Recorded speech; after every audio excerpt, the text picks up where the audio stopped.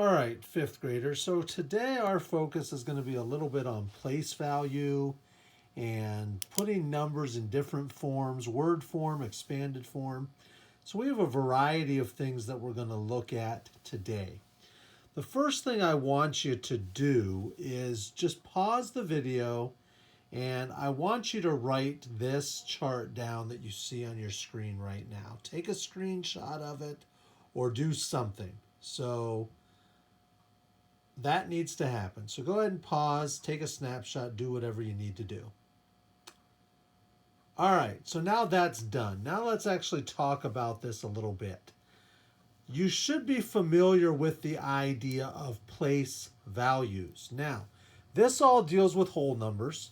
As this year goes on, we will deal with decimals. Decimals come right after the ones place. And then we have different place values after the ones place to the right of the decimal. But that's for another day. That'll be another video, another lesson, another assignment. Our focus on our place values for today, we have these different periods. Ones period, thousands period, millions period. And if we were to keep going, we would then have the billions period, the trillions period, the quadrillions period, and so forth and so on. But for what we need to do for fifth grade, we only need to go as far as the millions period. The first thing to understand is to make sure that you understand how to say a number. Okay? So when we look at this number here, we see a 2 in the 1 millions place. We don't call this the ones place. It's the ones within the millions period, but when we call it a place, it's the 1 millions place. Okay? So after each ones place, other than the ones here where we would put a decimal, okay, there would always be a comma. So I should insert a comma here after the 1000s place. And I would say this number as 2 million. I just say 2 million. And since this is 736, all in the thousands period, I would say 736,000. And then this is the ones period. I would say 548. So this number here is 2,736,548. So if I was to put that in word form, okay, it would essentially be 2 million 6,548. Okay? 2,736,548. You'll notice that there's no and. A lot of times we say numbers in standard form and we include the word and, like we say 675. Okay, or we say 2,938. That's not actually proper. Okay? We kind of say that, and I'm guilty of that. I'm sure you're guilty of that. I'm sure your parents are guilty of that. But really, properly speaking, that is not how we say numbers. When we say numbers in standard form, if we say the word and would be what we say where a decimal is supposed to go. And anything that we would say after the word and would go after the decimal. And in today's lesson, we are not dealing with any decimals. So when we actually say numbers, we should not use the word and. This number here, the 2,736,548, is 2,736,548. Now, so that's word form. Then we also talk about expanded form. You should understand that the word expand means when something gets bigger. It expands. If you think about blowing up a balloon, okay, as you blow into the balloon expands it gets bigger. So this is expanded form, where basically we take the number and we turn it into a long addition problem. Now, so when we think about expanded form, we almost think about multiplication problems. Now this is the ones place in the ones period. So we think of it as 1, and since it's an 8 there, it's 8 times 1. This is in the tens period, or the tens place in the ones period, so it's just 10. 4 times 10. This is in the hundreds place in the ones period, so it's 5 times 100. This is in the ones place in the thousands period, so we think about 1,000. 6 times 1,000. This is in the tens place in the thousands period, or the 10,000s place, so 3 times 10,000. This is in the hundreds place in the thousands period, or the 100,000s place, 7 times 100,000. This is in the ones place in the millions period, or we might also call it the 1 millions place. So it's 2 times 1 million. And when we actually put things in expanded form, okay, we do all these little multiplication problems for each one. And we make it a long addition problem. 2 times 1 million, well, that's 2 million. I can do 2 times 1 and then add my 6 zeros. So that is 2 million. Then I do 7 times 100,000. Well, 7 times 1 is 7. Add the 5 zeros. That's 700,000. Then I do 3 times 10,000. Well, 3 times 1 is 3. Add the 4 zeros. That's going to be 30,000. Then I do 6 times 1,000. Well, 6 times 1 is 6. Add the 3 zeros. That's 6,000. And I should put my comma there after the thousands place. Then 5 times 100. 5 times 1 is 5. Add the 2 zeros. I get 500. Then I do 4 times 10. Well, 4 times 1 is 4. Add the 0. I get 40. Then I do 8 times 1. And 8 times 1 is 8. So I end up with 2 million plus 700,000 plus 30,000 plus 6,000 plus 500 plus 40 plus 8. And that is that number, 2,736,548, written in expanded form. All right, so let's kind of move along here. Let's kind of revisit this idea. So we have standard form 72,385. We know that this is the ones period. Okay, that's this part right here. Then we know that this is the thousands period. That's this here. Okay, we don't go into the millions period with this number. So it's just 72,385. Notice once again, I don't say 72,385. I don't say 72,385. I don't put an and there because there's no decimal here. Just a comma after the 1,000s place. Each of the ones place in each period should have a comma after it, except this one's, where we would put a decimal if something came after it. So 72,385. And if I were to put it in word form, that's just exactly what I would say. 72,000 385. And then in expanded form, okay, I think about the 5, and that's the 5 times 1. Okay, so I can think of some different things here. I can think about the 5 and 5 times 1. I can think about the 8, and that's in the tens place. So that's 8 times 10. Then I think about the 3, and that's in the hundreds place. So I can have 3 times 100. Then I think of the 2 being in the thousands place, the 1,000s place. So 2 times 1,000.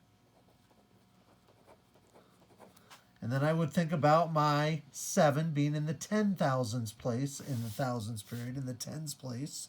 And so that'd be 7 times 10,000. And I can put a comma there if I want to. Then I just have to remember to put the numbers in order. So 7 times 10,000, well, 7 times 1 is 7. Add the 4 zeros. So that's going to be 70,000. Then I have 2 times 1,000. 2 times 1 is 2. Add the 3 zeros. I get 2,000. Then 3 times 1 is 3. Add the 2 zeros. I get 300. Then 8 times 10. 8 times 1 is 8. Add the 0. That gives me 80. And then 5 times 1 is 5. And I just have to remember that I start with the biggest number here and go down that way. 70,000 plus 2,000 plus 300 plus 80 plus 5. And that's expanded form. All right, so that's kind of how I handle those. Now, you might get something a little bit different here, where it's going to tell you to compare the value of the 8s in the numbers. So there's going to be some numbers where the digits are the same, okay? And it's going to ask you to compare those values. Well, I want to look at our chart here again. And so when we think of the number 788,500, this 0 goes in the ones place in the ones period. This 0 goes in the tens place in the ones period. This 5 goes in the hundreds place in the ones period.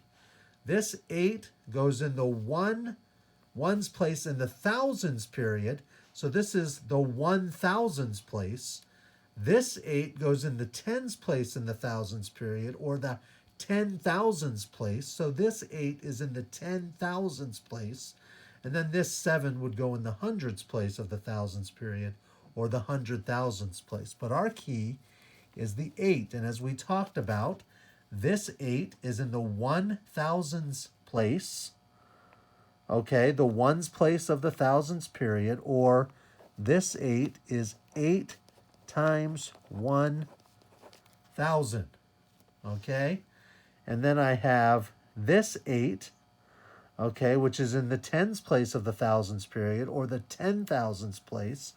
So this 8 is 8 times 10,000. So when I'm comparing the values, I know that 8 times 1,000, well, 8 times 1 is 8. Add the 3 zeros, I get 8,000. In this 8, 8 times 1 is 8. Add the 4 zeros, and I get 80,000. So this 8 has a value of 8,000. This 8 has a value of 80,000. Okay, so I can say, all right, what I can say is the 8 in the thousands place has a value of 8,000. The 8 in the 10,000s place has a value